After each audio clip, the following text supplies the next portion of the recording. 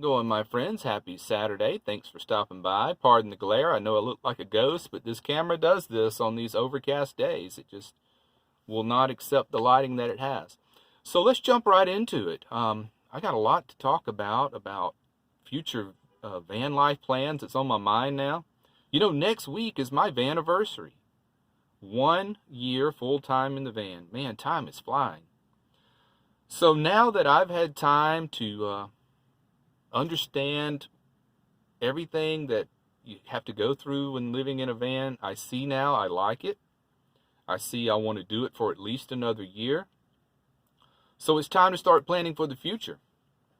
You know, I got into this life by choice. Didn't absolutely have to do it. But I was looking for, you know, a way out of the grind and save money on rent. Well, now since you know, I've had the pay cut, I'm kind of in it by necessity now. So it's a good thing I did this, and it's time to start planning for the future. I guess we could call it long term. I'm going to shoot for at least another year. I don't know how long you can expect to reasonably live in a van. I guess you could do it indefinitely as long as your health, you know, held out. What, you know, 5 years, 10 years, I don't know. But we're coming up on one next weekend, and then we're going to plan for one more. And we'll just take it a year at the time. I think that's reasonable and the logical thing to do. But so I finished out the plaid accents here. It didn't turn out too bad. I thought it would be kind of crazy, but yeah, it looks kind of homey in here now. So, oh, speaking of homey, where's Buddy? I think I see him under the blanket right there. I think he's sleeping in today. So we'll leave Buddy alone, let him sleep. So let's talk about the appliances I've had in the van since day one. Well, I started out, I didn't have a fan. I had one little tiny battery bank. I had one little tiny solar panel. And then after a few months, I added the capability to charge my house batteries from the alternator. That was a big plus right there. And then I eventually added a 100-watt folding solar panel that I could also charge the batteries off of if I was stationary. So I had that was my thinking. You know, why mount lots of solar panels permanently to the roof when I would only be charging it when I was stationary? So at that point, you just lay your panels out on the roof for a couple hours, top your batteries off, and if you have a situation like I had a few months ago where you forget to do that for a while and your batteries get down to 50%, then you plug up to your alternator. Let's say you got an hour drive. Your alternator is going to put through at least 3 times as much energy as solar panels are going to put through. That's only good for bulk charging. Don't do that if you just got to top your batteries off. Top your batteries off with the solar panel. So I've got a good system going here, you know. If I need a quick bulk charge, I can do that with the alternator. But most of the time I stay on top of it, put my panels out for a couple of hours a week, and that keeps them topped off and everything's groovy. So we've had that system in place now for several months.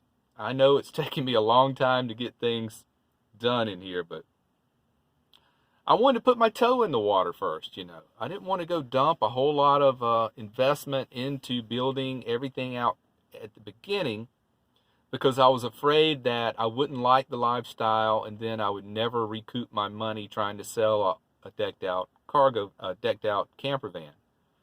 So, you know, I was just planning it out that way is all I was doing. But now that it's been a year, I'm ready to go and get some other things. The second best thing I added was that fan. And I put it back there for a reason, because I utilize parking garages like you wouldn't believe. I'm in a parking garage every week, you know. And I couldn't have, if I would have put that fan on the roof, it would have been just too tall to get into any parking garage that I know of. So the way the van is with nothing on the roof, I can get into every parking garage I've tried. So keep that in mind. That may be something you want to think about. Because if you want to take refuge from a storm, you're going to need a parking garage. That's for sure. So the next thing would be, let's think about it. Insulation. I did that to begin with, and it's perfect for this climate. If I lived up north, I would have gone foam board for sure.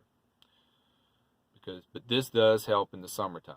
Speaking of summertime, next summer we're going to have to make some big improvements because it was pretty uncomfortable in here from June to September, even with the fans running. And I have an interior fan on the wall over here too that I used in conjunction with the exterior fan. So even with both of those fans running, it was pretty bad. I'm gonna have to add a interior AC. You know, one of those little AC boxes you sit in a room, and it's got a hose that vents the hot air out. Well, I could vent the hot air out right there in that fan. I could fashion a bracket and just use that opening I already have instead of drilling another opening on the side of the van somewhere. Of course, I'd have a generator to run the AC. That would blow my stealth if I tried to do that at night. So I could run it up to the time, you know, I went to bed, shut it off, put the generator away, and nobody would know any difference.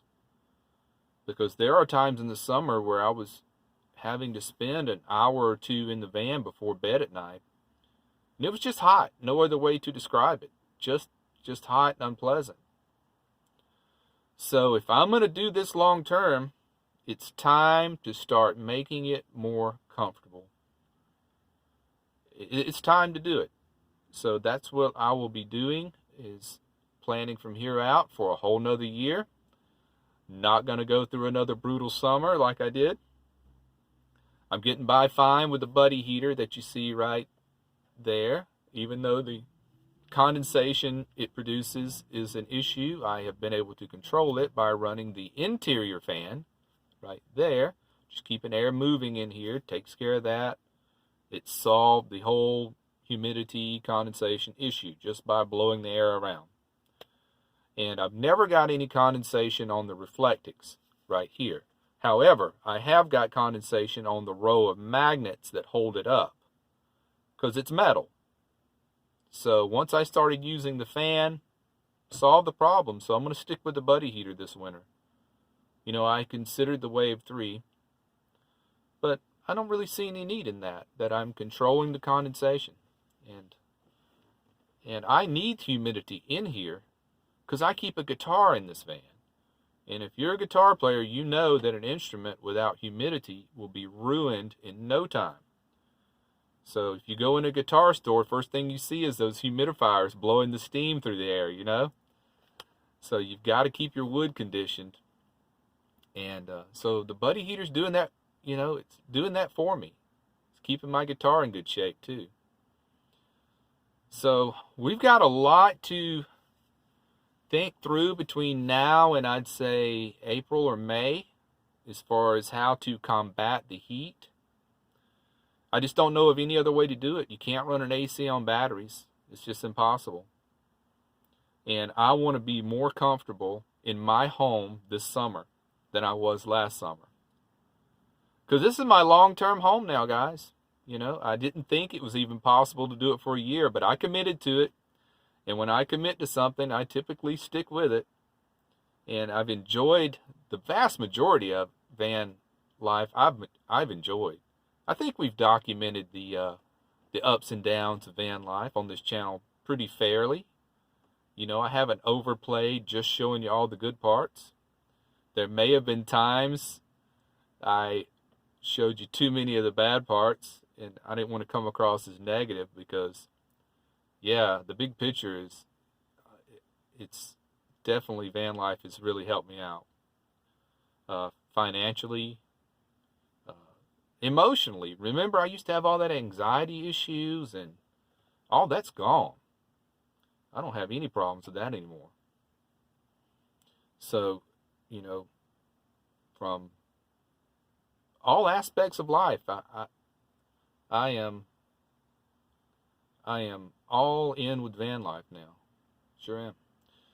All right, guys, so guess what I got to go do now? I got to go buy a pack of guitar strings because I got a friend of mine who's an aspiring singer here in Nashville, and he wants me to lay down a lead guitar track on one of his demos. And I started to do that this morning and realized my guitar strings were not performing very well. They're dead. And if you play guitar, you know how bad dead guitar strings are. So I'm going to run down to the guitar store and get a couple of packs of strings and then get that track recorded for him, and hopefully he gets a #1 song out of it. I haven't even heard anything but the rhythm and the bass line of the song yet. I haven't heard any of the lyrics to it, but all I need is the rhythm and the bass line, and I can do my part. All right, guys, we'll wrap it up, and take care, be well, smash the bell.